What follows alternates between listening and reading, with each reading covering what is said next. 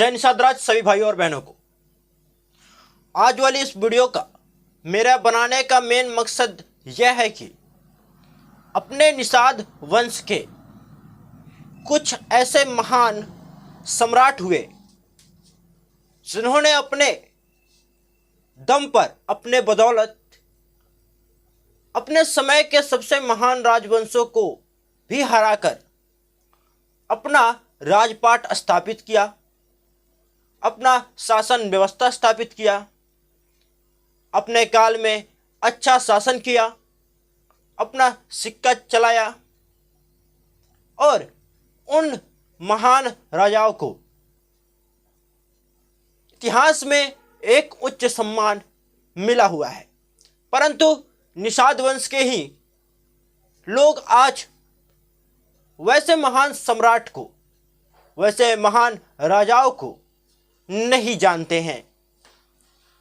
मैं अपने इस YouTube चैनल के माध्यम से बहुत सारे प्रकार के ऐसे इतिहास आप सभी के समक्ष प्रस्तुत कर रहा हूं जो कि आज तक शायद ही आप सभी ने कहीं जाना होगा या फिर उसके बारे में कहीं सुना होगा। इसी कड़ी में मैंने एक वीडियो बनाया था, कैवर्त विद्रोह, यानी कि वीरेंद्र विद्रोह, केवट विद्रोह या फिर निषाद विद्रोह। वह वीडियो एक विद्रोह से संबंधित था जिस विद्रोह के बाद निषाद वंश का एक राजवंश स्थापित हुआ था।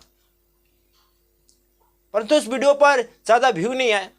और देखिए, मेरा कहने का मेन मतलब यह है कि जितना ज़्यादा मेरी वीडियोस लोगों तक पहुंचेंगी उतना ही ज़्यादा निषाद वंश के लोग तो जानेंगे ही, निषाद साम्राज्य के बारे में, निषाद राजाओं के बारे में, निषाद महान सम्राटों के बारे में।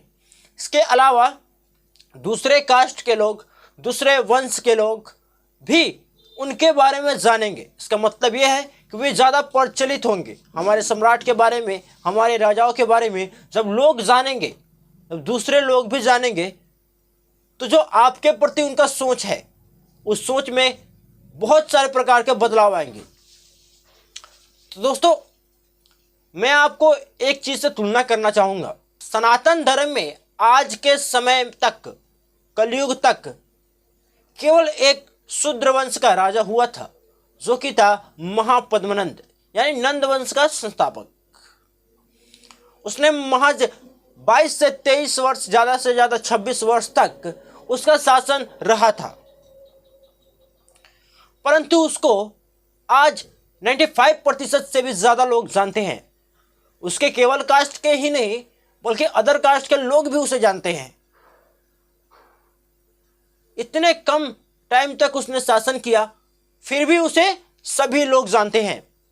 सनातन इतिहास में, आज तक के इतिहास में मात्र एक शूद्र राजा, शूद्र वंश का राजा हुआ था, शूद्र वर्ण का राजा हुआ था, जो कि था महापद्मनंद।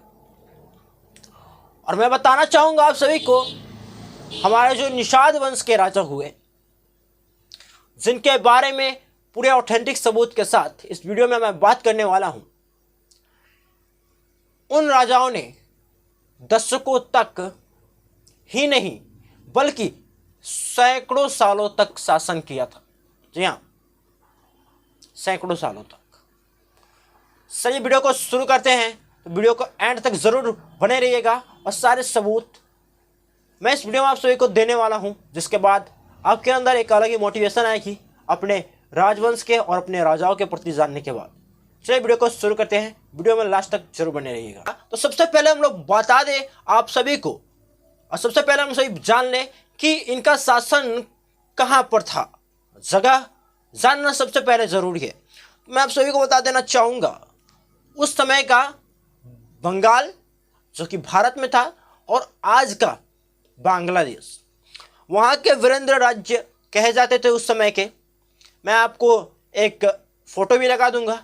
उस टाइम पाल राजवंश के बीच में एक वीरेंद्र राज्य कितना दूर में था, ये भी मैं आपको उस फोटो के हिसाब से दिखा दूंगा। और वहाँ पर आज का जो उस जगह का नाम है दिनाजपुर, वर्तमान में मालदा राजशाही क्षेत्र।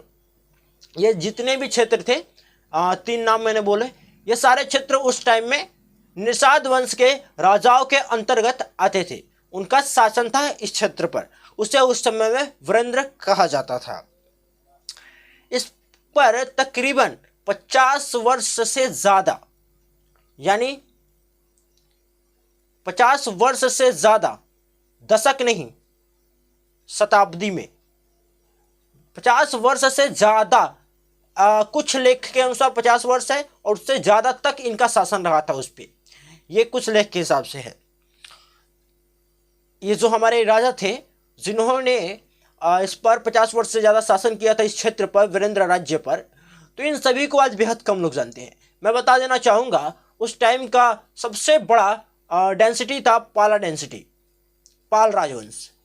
तो इस पाल राजवंश के अंदर बहुत ही ज़्यादा घमंड टाइप का हो चुका था, यानी वीरता पर भी घमंड था और हाँ मेरे सामने अब कोई नहीं है। तो इसी को चकनाचूर करते हुए वह निषाद समाज के सामंती सरदार थे, निषाद जाति के, केवट जाति के एक सामंती सरदार थे, जिन्होंने अपने पूरे केवट समाज को आग्रह किया, जिन्हें हम संस्कृत में कैवर्त कहते हैं। ध्यान से सुनिएगा सारी बातों को। संस्कृत में कैवर्त कहते हैं, हिंदी में केवट कहते हैं, निषाद कहते हैं। तो सारे अपने वंश के लोगों को उन्होंने आग्रह किया कि इस जो पाला डेंसिटी है, पाल राजवंश, इसके खिलाफ विद्रोह करना है। इनके समर्थन में सारे लोग आ भी गए। और पता है आपको, इनके जो सबूत मिलते हैं कई ताम्रलेख में, कई शिलालेखों में और कई धर्म ग्रंथ जो कि बाद में लिखे गए और कई विद्वानों के लेखन में भी इनका उल्लेख मिलता है। तो उसके अकॉर्डिंग मैं आपको बता दूं, जो केवट समाज, निषाद समाज प्राचीन काल से ही और नाविक व्यवस्था में या फिर जल युद्ध में माहिर होता था, परंतु पाला डेंसिटी के पास वो कला नहीं थी, यानी जल युद्ध करने वाली कला नहीं थी। इसके अलावा जो उस समय में केवटों के पास, जो केवटों के पास, जो निषादों के पास जो भैंसें हुआ करती थी, जो कि उनके खेती में कार्य आते थे, जो बैल हुआ करते थे जो खेती में कार्य आते थे, उनको उन्होंने युद्ध के लिए इस्तेमाल किया। अब कैसे किया मैं आपको बताता हूँ। सबसे पहले केवटों ने, निषादों ने सबसे पहले तीर धनुष का निर्माण किया, जो कि इनका एक परंपरागत हथियार हुआ करता था। इनके पास उस टाइम में भाले बर्छी भी आदि हुआ करते थे, जो कि निषादों का प्राचीन हथियार माना जाता है। लोहे के कई प्रकार के हथियार थे। उसके अलावा इन्होंने दूर से मार करने के लिए तीर धनुष का निर्माण ज़्यादा बहुतायत संख्या में करना शुरू कर दिया। सभी निषादों के पास उनके जो वाहन के रूप में थे वे थे भैंसे, जो उनके खेती में कार्य आते थे। भैंसों पर सवार होकर, तीर कमान लेकर सब इन्होंने पाला डेंसिटी पर हमला किया। तब पाला डेंसिटी संभाल नहीं पाया। उस टाइम के उसके राजा थे महिपाल द्वितीय। महिपाल द्वितीय पाल राजवंश के उस टाइम के शासक थे और एक बेहद ही शक्तिशाली राजा माने जाते थे उस टाइम के। इन्होंने, महिपाल द्वितीय ने अपने भाइयों को हटाकर राजा बने थे। तो एक अलग ही प्रकार को उनके अंदर भी एक द्वेष था, उसकी बात हम लोग इसमें नहीं करेंगे। तो इसके बाद क्या हुआ, वो नाव में निपुण थे, नाविक थे। तो गौरतलब है कि उनका जो नाविक कार्य था, जो नौसेना है, जो जल सेना और जल में युद्ध करने की जो कला थी, उनको परंपरागत विरासत में मिली थी। तो इसका भी फायदा उठाकर उन्होंने जल क्षेत्र से पूरी तरीके से पाला डेंसिटी को घेर लिया। अब जल में कोई व्यापार करना है तो निषादों के बात मानना पड़ेगा या फिर निषादों के अकॉर्डिंग चलना पड़ेगा, तभी आप जल से कोई भी प्रकार का व्यापार कर सकते हैं। तो ये वाला पर, इस पर भी इन्होंने पूरी तरीके से कब्जा कर लिया। इसके बाद क्या हुआ, महिपाल द्वितीय को इस विद्रोह के बाद जो महाराज दिव्या के सामंती सरदार जो थे निषाद वंश के, उनके नेतृत्व में जो हुआ था, उसमें महिपाल द्वितीय यानी पाला डेंसिटी के, पाल राजवंश के उस टाइम के शासक को मौत के घाट उतार दिया गया, उन्हें जान से मार दिया गया। अब जान से मारने के बाद ये हुआ कि जितना दूर में उस समय जिस क्षेत्र में ये युद्ध हुआ था, उस क्षेत्रों को स्वतंत्र राज्य घोषित कर दिया गया। किसके द्वारा? दिव्या के द्वारा, महाराज दिव्या यानी सामंती सरदार के द्वारा ये पूरा क्षेत्र स्वतंत्र घोषित कर दिया गया। ये एक अलग राज्य बन गया, जिस पर सामंती सरदार हमारे महाराज दिव्या ने शासन व्यवस्था स्थापित किया। इस पर इन्होंने केवट राजवंश की स्थापना की, जिस पर लगभग इनकी 3 पीढ़ियों ने, मतलब इनके वंश के 3 राजाओं ने शासन किया। सबसे पहले दिव्या ने अच्छे से इस पर शासन व्यवस्था स्थापित की।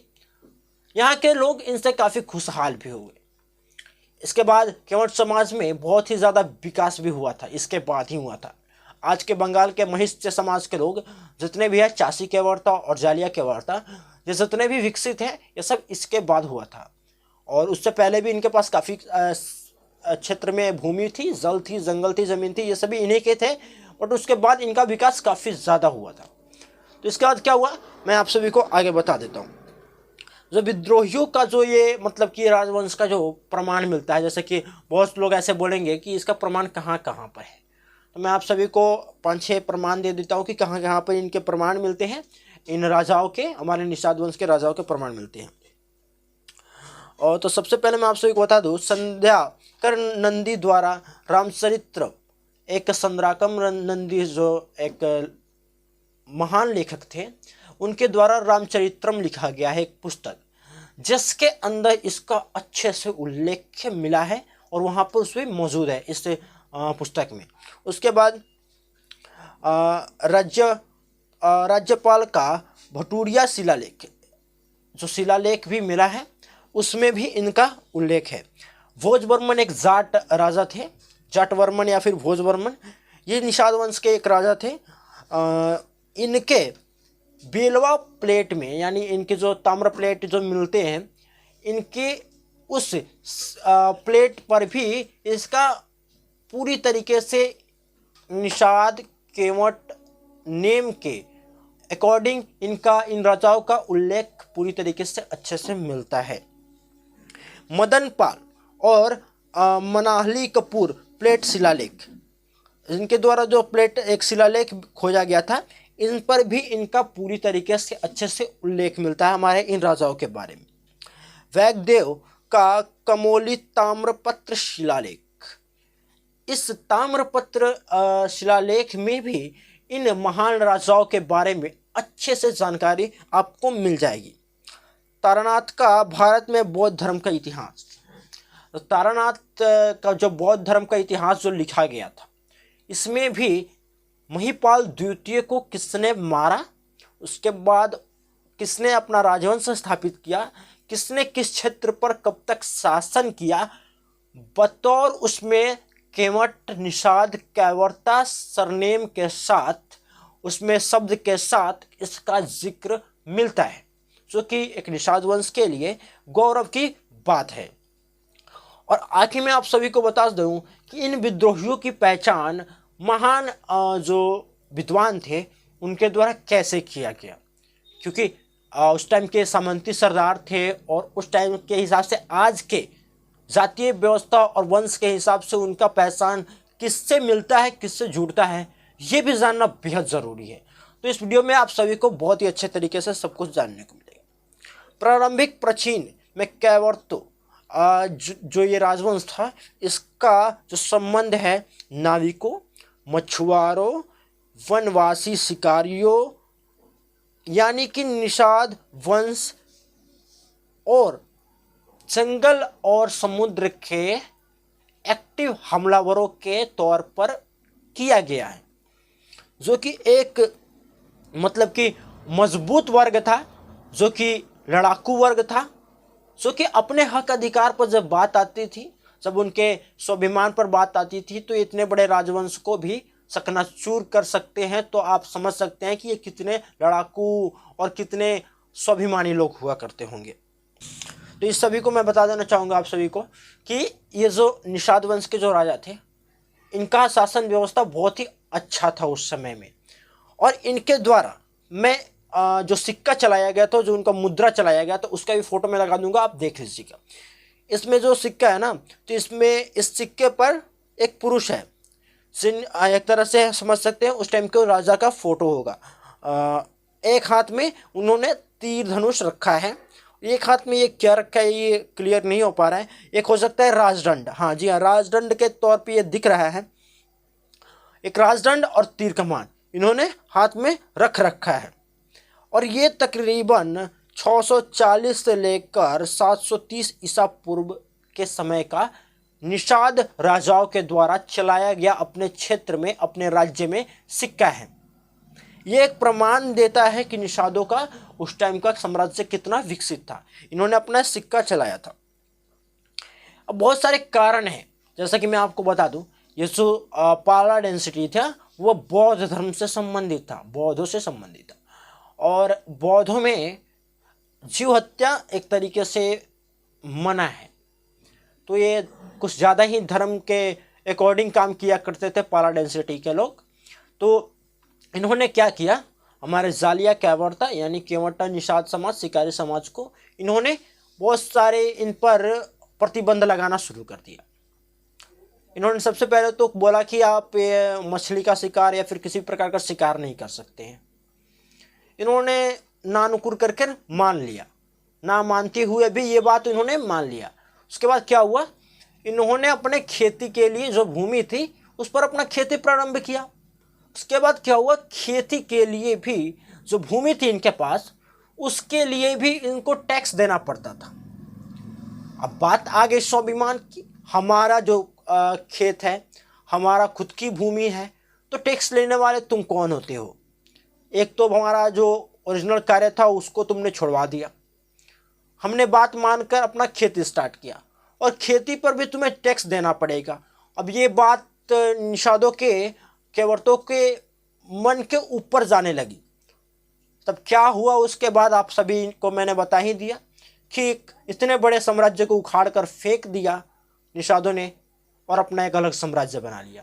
तो बस यही कहना चाहूँगा कि जो निषाद वंश को एक कमज़ोर समझते थे, ये इस कहानी को ज़रूर सुने, इस वीडियो को ज़रूर देखें। और हाँ, आप सभी निषाद वंश के लोगों से हाथ जोड़कर अनुरोध है कि आप ज़्यादा से ज़्यादा इन वीडियोज़ को शेयर किया कीजिए।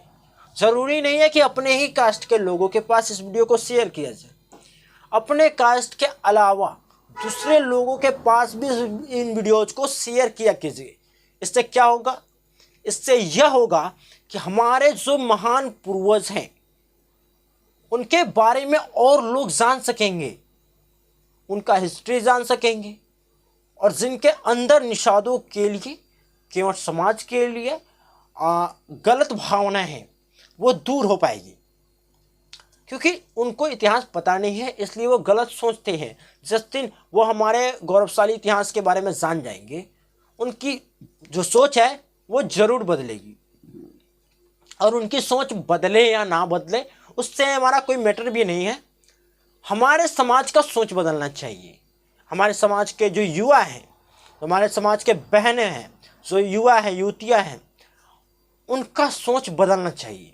वो अपने समाज के लोगों के बारे में, प्राचीन राजाओं के बारे में, वीर वीरांगनाओं के बारे में, महारानी और रानियों के बारे में, क्रांतिकारियों के बारे में जान सके और उसको जानने के बाद अपने जीवन में उनके विचारों को ला सके। इसलिए तो मैं ये सब कर रहा हूँ, आप सभी के लिए ऐसे रियल हिस्ट्री लेकर आता हूँ कि आप सभी जान सके और समझ सके अपना इतिहास। तो इस वीडियो को ज़्यादा से ज़्यादा शेयर किया कीजिए। ज़्यादा से ज़्यादा व्यू का मतलब क्या है, ज़्यादा से ज़्यादा लोग देखेंगे, मतलब ज़्यादा से ज़्यादा लोग इस इतिहास को जानने के बाद जागरूक हो पाएंगे और अपने से आगे 100 लोगों को जब बता पाएंगे तो इन जो केवट समाज के, केवर्त समाज के, निषाद समाज के जो 3 राजा थे, जिनका नाम मैं बता देता हूँ आपको। पहले का नाम था दिव्या, दूसरे का नाम था रूढ़ोको और तीसरे का नाम था भीम, जो कि काफ़ी प्रतापी राजा। इन तीनों राजाओं को जान सके, अपने साम्राज्य के बारे में जान सकेंगे। तो जो दूसरे राजा का जो नाम लेते हैं बार बार, पृथ्वीराज चौहान, महाराणा प्रताप, शिवाजी महाराज जैसे महान महान राजाओं का नाम लेते हैं, तो जब अपना इतिहास जान सकेंगे तो जब मौका आएगा तो अपने राजाओं का नाम लेंगे वो।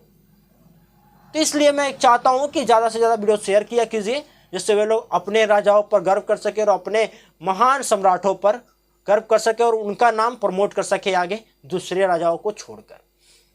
तो इस वीडियो को ज़्यादा से ज़्यादा शेयर कर दीजिएगा और ये वीडियो आपको कैसा लगा कमेंट सेक्शन में ज़रूर लिखिएगा। और ऐसे ही निषाद वंश से संबंधित हर एक प्रकार के मुद्दों से संबंधित हर एक प्रकार के वीडियोज के लिए इस चैनल को सब्सक्राइब जरूर कर लीजिएगा। धन्यवाद। जय निषाद राज।